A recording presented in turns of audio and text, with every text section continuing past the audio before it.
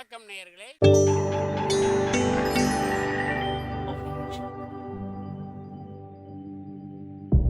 மகிழ்ச்சிக்கோர் தென்கட்சி என்ற அலைவரிசையில்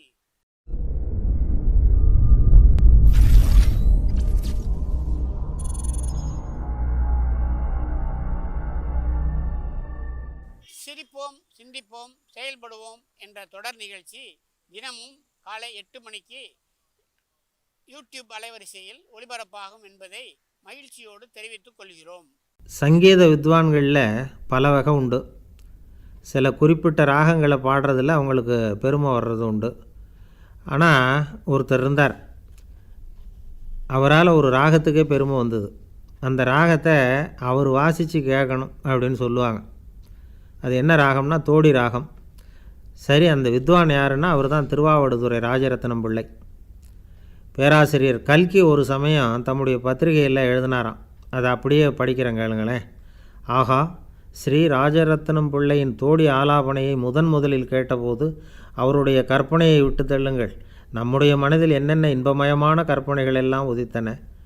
குழந்தை தாயிடம் கொஞ்சம் குரலை கேட்டோம், அன்னை குழந்தையிடம் கொஞ்சம் குரலை கேட்டோம், ரதியும் மன்மதனும் பேசிக்கொண்ட காதல் மொழிகளை கேட்டோம், முருகன் சிவபெருமான் செவிகுளிர மொழிந்த உபதேசத்தை கேட்டோம், கலைமகள் கவிஞனுக்கு அருளிய ஆசி மொழிகளை கேட்டோம், நாரத முனிவருடைய தம்பூரா சுருதியை கேட்டோம், ராவணன் தன் எலும்பை ஒடித்து வீணையாகச் செய்து வாசித்த கானத்தை கேட்டோம், கானப்பறவைகளின் கலகல ஒலியை கேட்டோம், கோலக்குயில்களின் குரல் இனிமையை கேட்டோம். இப்படிலாம் பேராசிரியர் கல்கி விமர்சனம் எழுதியிருக்கிறார்.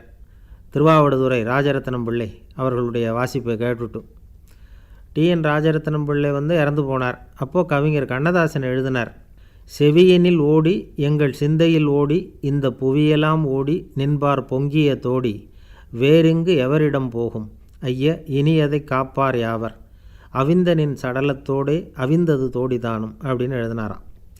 அந்த அளவுக்கு அவருடைய தோடியை ரசித்தவர்கள் உண்டு. அதே மாதிரி தோடின்னா என்னன்னு தெரியாமலே அவரை ரசித்தவங்களும் அந்த காலத்தில் உண்டு.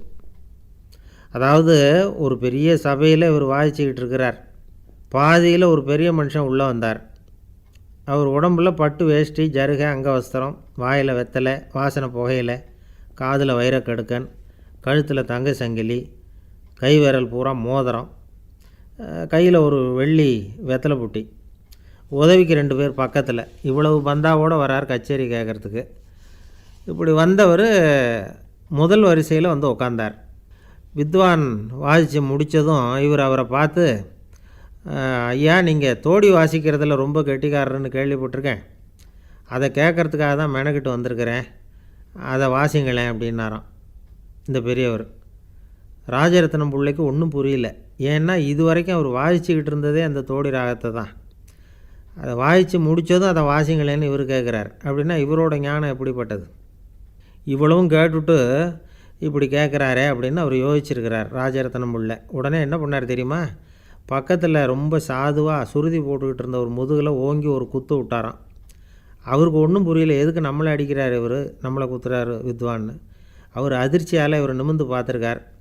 அப்போ ராஜரத்னம் பிள்ளை சொன்னாராம், ஏய்யா, ஐயா பெரிய மனுஷன், என்னுடைய பரம ரசிகர், தோடி ராகம் கேட்கணுங்கிறதுக்காக இவ்வளோ தூரம் வந்திருக்கிறார், வரிசையில் உட்காந்துருக்கார். நீ இந்த சமயம் பார்த்து தோடி ராகம் வாசிக்கிற நாதஸ்வரத்தை வீட்டில் வச்சுட்டு வந்துட்டியே, இப்போ ஐயாவுக்காக அந்த ராகத்தை நான் எப்படி வாசிக்கிறது அப்படின்னு சொல்லிவிட்டு மறுபடியும் முதுகில் ஒரு அடி கொடுத்தாராம். அடி வாங்கினவருக்கே சிரிப்பை அடக்க முடியலையா. ஐயா தென்கட்சி கோ சுவாமிநாதன் அவர்களின் மகிழ்ச்சிக்கோர் தென்கட்சி தொடர் நிகழ்ச்சியினை கேட்டு பயன்பெறுங்கள். நிகழ்ச்சியினை பிடித்திருந்தால் உங்களுக்கு கமெண்ட் பாக்ஸில் உங்கள் கமெண்ட்டுகளை பதிவு செய்யுங்கள், ஷேர் செய்யுங்கள், லைக் செய்யுங்கள், கண்டிப்பாக சப்ஸ்கிரைப் செய்யுங்கள். நன்றி, வணக்கம்.